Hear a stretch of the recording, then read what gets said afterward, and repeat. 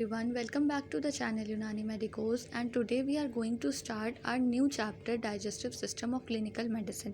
तो हमने अभी तक बात की शरीरियात व उसूल इलाज की इंट्रोडक्शन की, जनरल फिजिकल एग्जामिनेशन की और हिस्ट्री टेकिंग। फिजिकल एग्जामिनेशन के बाद हम स्टार्ट करेंगे हमारा सिस्टमिक एग्जामिनेशन, यानी किसी भी सिस्टम से रिलेटेड हम क्लिनिकल मेडिसिन में किस तरीके से एग्जामिनेशन करते हैं, किस तरीके से डायग्नोसिस बनाते हैं। तो इसके लिए हम हर एक सिस्टम को डिटेल में पढ़ेंगे।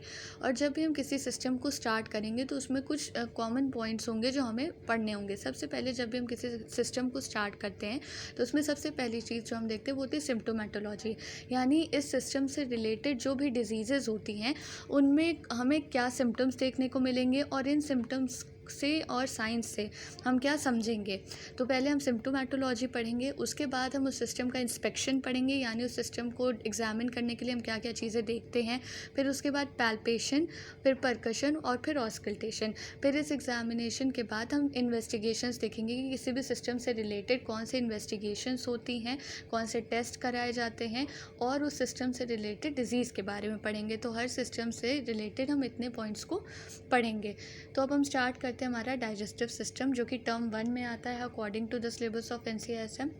सो डाइजेस्टिव सिस्टम, इसमें हम सबसे पहले देखेंगे symptomatology. So the cardinal symptoms of GIT includes the abdominal pain, constipation, diarrhoea, steatorrhoea, vomiting and other symptoms. So most common feature is the abdominal pain and it is a common symptom that often accompanies the serious diagnosis, but frequently it has no defendable cause. तो कोई भी patient आपके पास आता है abdominal pain को लेकर, तो आपको यही बोलेगा कि मुझे पेट दर्द हो रहा है, but abdomen is divided into 9 regions. तो आप उस हिसाब से सिग्निफाई कर सकते हैं कि वो किस रीजन से पेन को बता रहा है। फिर डायरिया आता है, more than 3 stools per day और the passage of large amount of stool can certainly be called diarrhoea. Steatorrhoea, it refers to the passage of pale and bulky stools with excess of fat. Vomiting is a neurogenic response, as you all know, it is triggered by the chemoreceptors in the brainstem. So ये सारे आपको symptoms देखने हैं और science से समझना है कि ये कौन से डिजीज़ की तरफ सिग्निफाई कर रहे हैं। नेक्स्ट कम्स दी वॉमिटिंग के बाद क्या होता है, hyper salivation, the patient can become pallor, the sweating में आकर एंड हाइपर वेंटिलेशन में आकर। सो सिम्प्टोमेटोलॉजी के बाद हम देखते हैं इंस्पेक्शन ऑफ एब्डोमेन। तो सिम्टम्स में बहुत सारी चीज़ें हो सकते हैं जो आप अपने लेवल पर भी पढ़ सकते हैं, जैसे डिस्फेजिया हो गया, डिस्फेजिया हो गया, कॉन्स्टिपेशन हो गया। तो ये सारे सिम्टम्स तो आपको कॉमनली पता है, तो मैंने बहुत ज़्यादा डिटेल में एक्सप्लेन नहीं किया है। तो इंस्पेक्शन में हम क्या देखेंगे, जब भी हम किसी भी पेशेंट का एब्डोमेन को इंस्पेक्ट करते हैं, सबसे पहले we will see the patient should lie in the supine position with his arms on the sides and head and neck are supported by a pillow. The examiner should stand on the right side of the patient. So always remember, the examiner is always standing on the right side of the patient, whether you are examining examining the abdomen, whether you are examining the pulse or any other examination, the examiner should be always on the right side. Then the abdomen should be exposed from the xiphi sternum to the symphysis pubis, and the inspection of groin and genitalia should be done in minimum time. So when you are examining or inspecting the abdomen, it should be well spending at least 30 seconds observing the abdomen from different positions and note the following.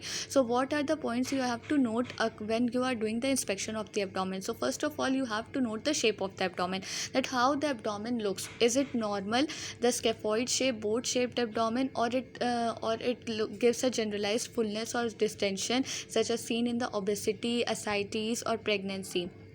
And if there is localized fullness which is symmetrical around the umbilicus, then it may be due to hepatomegaly or any organomegaly. Then extremely sunken abdomen is seen in the chronic starvation or malabsorption or in malignancies. Then the second thing you will notice during the inspection is the umbilicus. The umbilicus should be in normal position, it should be inverted and retracted, and if the umbilicus is everted, then it shows chronic ascites, GIT tumors and umbilical hernias. The third thing that you will notice is the movement of the abdominal wall. So the abdominal wall moves according to the respiration. There is gentle rise in the inspiration and fall during the expiration, and the movements should be always free and equal on both the sides. And in peritonitis, the abdomen becomes silent. It means that there is no movement in the case of peritonitis. So if you inspect the abdomen and you will see that there is no movement in the abdominal wall, then you can think that it may be due to peritonitis. Then the next thing you will notice is the visible peristalsis. So there are some conditions in which the peristaltic movements of the esophagus and the intestine becomes visible on the abdomen, or when there is obstruction at the pylorus in the carcinoma of stomach or small bowel obstruction, and in very thin persons the peristalsis can be normally visible. Then after the inspection you will see the skin and the surface of abdomen, whether there are striations or any previous scars due to any surgery, or there is any pigmentation or prominent superficial veins. So the striae gravidarum. What is striae gravidarum? These are pink or regal marks on the skin of the abdomen that is produced by gross stretching.